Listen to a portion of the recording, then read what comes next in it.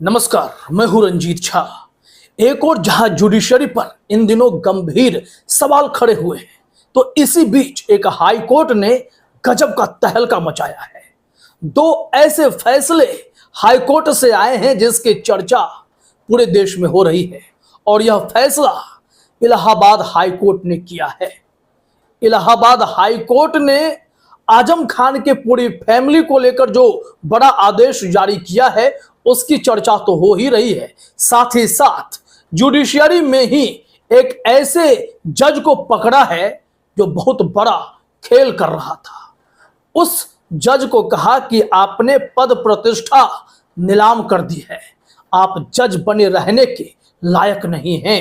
सबसे बड़ी बात यह है कि वो चीफ जुडिशियल मजिस्ट्रेट है, यानी कि एक अच्छे ओहदे पर तैनात एक जज ने अपनी पद प्रतिष्ठा नीलाम कर दी है। क्या किया उन्होंने, वो पूरी रिपोर्ट अभी हम आपको बताएंगे।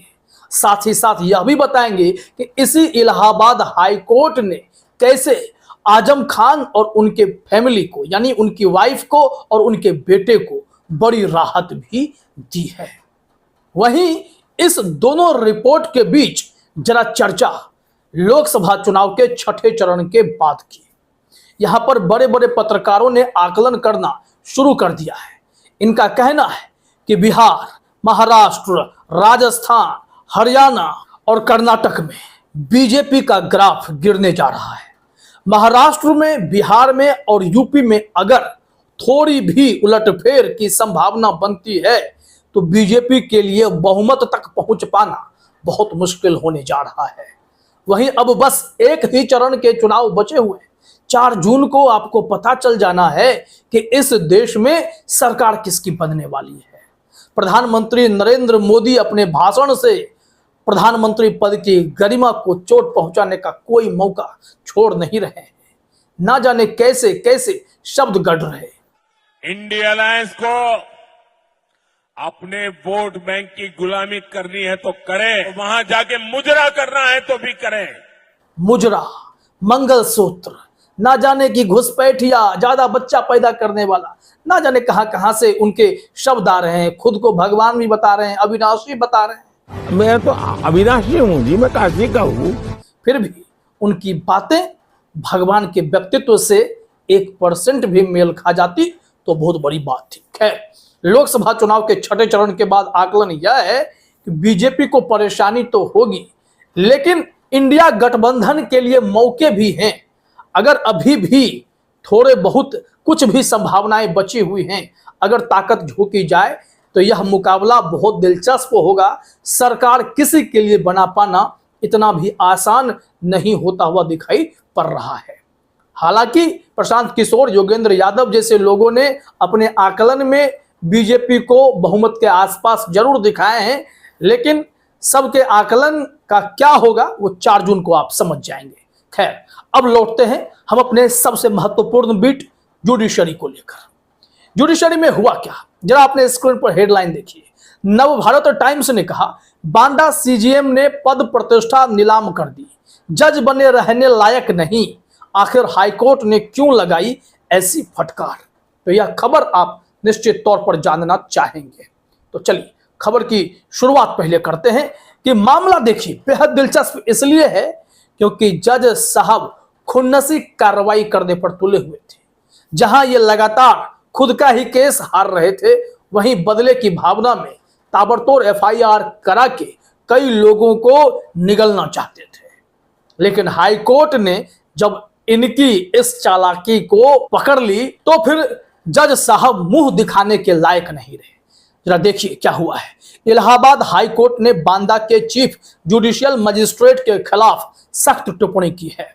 कोर्ट ने राज्य बिजली विभाग के अधिकारियों के खिलाफ बांदा में एक मुख्य न्यायिक मजिस्ट्रेट की ओर से दर्ज कराई गई एफआईआर को खारिज कर दिया। इलाहाबाद हाईकोर्ट ने मंगलवार को कहा कि यह कृत्य एक न्यायाधीश के लिए अशोभनीय था। इलाहाबाद हाईकोर्ट के जस्टिस राहुल चतुर्वेदी और जस्टिस मोहम्मद अजहर हुसैन इदरीसी की पीठ ने मामले की सुनवाई की। पीठ ने मामले की सुनवाई के दौरान कहा कि बांदा सीजेएम ने अधिकारियों को कड़ा सबक सिखाने के लिए उनके खिलाफ धोखाधड़ी, गड़बड़ी, दस्तावेजों में हेराफेरी और धन उगाही के असामान्य और मनमाने ढंग से आरोप लगाए। उन्हें सीजेएम की शक्ति को दिखाने की कोशिश की है। कोर्ट ने साफ कहा कि बांदा सीजेएम जज बने रहने लायक नहीं है। अब इससे सख्त टिप्पणी और क्या होगी, आप सोच लीजिए। ऐसे ऐसे जज जुडिशरी में बैठे हुए हैं और यहीं से जज जब प्रमोट होते होते हाईकोर्ट और फिर हाईकोर्ट से सुप्रीम कोर्ट पहुंचते हैं तो फिर इनकी निष्ठा कहां से कहां चली जाती है, कितने गंभीर आरोप लगने लगते हैं, यह अब किसी से छिपा हुआ भी नहीं है। यहां से आगे देखिए, पूरा मामला पहले समझ लीजिए कि हुआ क्या। उसके बाद आपको यह भी बताएंगे कि हाईकोर्ट के दोनों जस्टिस ने किस तरीके से इस चीफ जज की हेकड़ी निकाल डाली है। दरअसल विवाद जज साहब के एक मकान खरीदे जाने को लेकर है। मकान खरीदने के बाद वो 14 साल तक उस मकान में रहे, लेकिन बिजली बिल महज 5,000 रुपया जमा किया। 14 साल में इतना कम बिल। हालांकि बिजली विभाग ने उन्हें 2 लाख से अधिक रुपए के बकाये के नोटिस जारी किया, लेकिन ये उल्टा बिजली विभाग के अधिकारियों को ही अपने चंगुल में फंसाने की कोशिश करने लगे। लेकिन जैसे ही मामला आगे बढ़ा, जज साहब लगातार केस हारते चले गए और उसके बाद जज साहब की कलई जब खुलने लगी तो फिर हाईकोर्ट में जस्टिस महोदय ने, यानी जस्टिस राहुल चतुर्वेदी और जस्टिस इदरीसी ने जो कहा है वो आपको देखना चाहिए। जरा देखिए अपने स्क्रीन पर। कहा जा रहा है, हाईकोर्ट ने कहा कि यह बिल्कुल भी उचित नहीं है। जस्टिस चतुर्वेदी और जस्टिस इदरीसी की पीठ ने बांदा सीजेएम पर टिप्पणी करते हुए कहा कि उनके अधीन के कोर्ट का भाग्य और भविष्य बिल्कुल अंधकारमय और दिशाहीन है।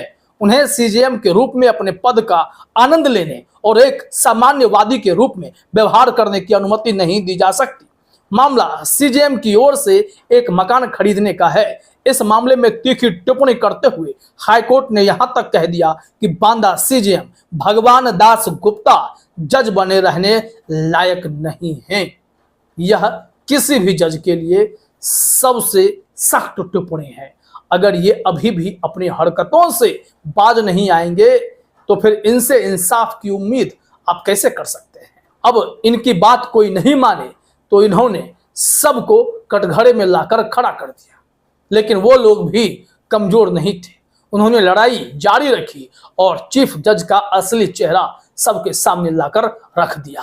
और फिर इतना ही नहीं, हाईकोर्ट ने इस मामले में सख्त टिप्पणी की और जजों के खिलाफ बड़ा आदेश भी पारित किया है कि जज को कैसे पेश आना है और कैसे उन्हें अपने केस में आगे बढ़ना है। पहले जज की सख्त टिप्पणी को जरा देखते हैं। जज की बड़ी टिप्पणी यह थी कि हाईकोर्ट ने मामले की सुनवाई के क्रम में कहा कि एक जज की तुलना अन्य प्रशासनिक पुलिस अधिकारियों से नहीं की जा सकती। हालांकि जज भी अन्य अधिकारियों की तरह लोक सेवक हैं, वे न्यायिक अधिकारी नहीं, वो जज हैं। उन्हें भारतीय संविधान के संप्रभु शक्ति का इस्तेमाल करने का अधिकार प्राप्त है। जस्टिस राहुल चतुर्वेदी और जस्टिस MAH इदरीसी की खंडपीठ ने बिजली विभाग अलीगंज लखनऊ के अधिशासी अभियंता मनोज कुमार गुप्ता, SDO फैजुल्लागंज दीपेंद्र सिंह और संविदा कर्मी राकेश प्रताप सिंह की याचिका स्वीकार करते हुए यह आदेश भी जारी किया। अब देखिए, जज को लेकर हाईकोर्ट का जो जिला जज है, ट्रायल कोर्ट के जज हैं, उनको लेकर बड़ा आदेश जारी कर दिया। हाईकोर्ट ने इस मामले की सुनवाई के दौरान महत्वपूर्ण फैसले में कहा है कि अधीनस्थ कोर्ट का कोई भी जज बिना जिला जज की सहमति और विश्वास में लिए व्यक्तिगत स्तर पर अति गंभीर अपराधों के अलावा अन्य मामलों में केस दर्ज नहीं कराए। कोर्ट ने इस आदेश को सभी अदालतों में भेजने का आदेश महानिबंधक को दिया है। कोर्ट ने जजों के व्यक्तित्व, पद की गरिमा और उच्च आदर्शों का जिक्र करते हुए सीजेएम बांदा भगवान दास गुप्ता के आचरण पर तीखी टिप्पणी की है। इस मामले में हाईकोर्ट ने तो यहां तक कह दिया कि यह व्यक्ति जज बने रहने के लायक नहीं है। दूसरी ओर इलाहाबाद हाईकोर्ट के ही सिंगल जज के बेंच ने जस्टिस संजय कुमार ने आजम खान को, उनकी पत्नी को और उनके बेटे अब्दुल्ला आजम को बड़ी राहत दी है। यहां देखिए हेडलाइन में लाइव लॉ ने लिखा भी है, फर्जी जन्म प्रमाण पत्र मामला। इलाहाबाद हाईकोर्ट ने सपा नेता आजम खान की दोष सिद्धि पर रोक लगाई, बेटे और पत्नी की सजा निलंबित की उन्हें जमानत दी है। एक तो दोष सिद्धि पर रोक लगाई गई। इस मामले में हाईकोर्ट को लगा है कि अगर इन्हें सजा दी गई है तो इसमें कुछ ना कुछ झोल तो जरूर है। दूसरी तरफ इनके बेटे और इनकी पत्नी को राहत तो मिली है, जमानत तो मिली है, लेकिन इनकी दोष सिद्धि पर रोक नहीं लगाई गई है, सिर्फ सजा को सस्पेंड किया गया है।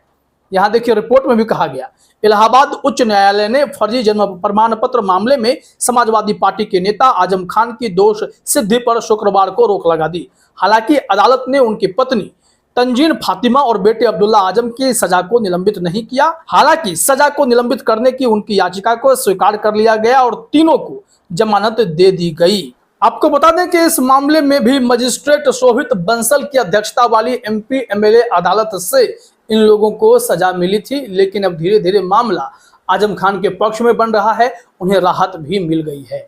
तो इलाहाबाद हाई कोर्ट ने आजम खान को, उनके परिवार को अगर राहत दी है, वो भी चुनाव के आसपास राहत मिली है, तो इसकी चर्चा इसलिए भी है, लेकिन ऐसा लगता है कि चुनाव खत्म होते होते धीरे धीरे राहत की बयार बहने लगी है। अब इसके संकेत क्या हैं? क्या जुडिशरी खुद पर दबाव अब कम महसूस करने लगी है या फिर दबाव अभी भी है?